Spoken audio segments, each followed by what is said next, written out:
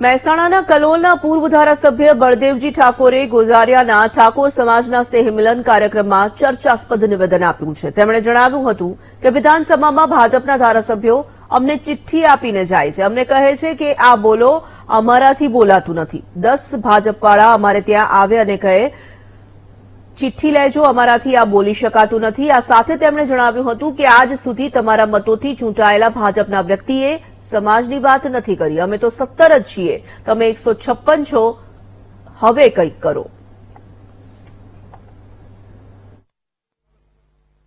વિધાનસભામાં બેઠા હોય ને, અમારે તો લોબી આવે, લોન્ચ આવે, અમિતભાઈ ખબર છે।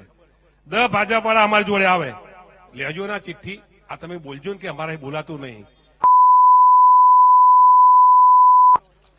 હકીકત છે ને અમિતભાઈ, 10 જણા આવે, 15 જણા આવે, આજ દિન સુધી તમારા મતોથી ચૂંટાયેલો એક પણ ભારતીય જનતા પાર્ટીનો માણસ આપણા સમાજ માટે કોઈ વાત કરી મને કહેજો। ઘણા બધા કહેતા હતા અમે આમ કરી નાખ્યું, તેમ કરી નાખ્યું, તાલુકે કરો ને તે બધું તો જ છો, તમારા આગળ જ છે બધું। લ્યો, અમે તો 17 જણા જ રહ્યા, કેમ હસ્યા?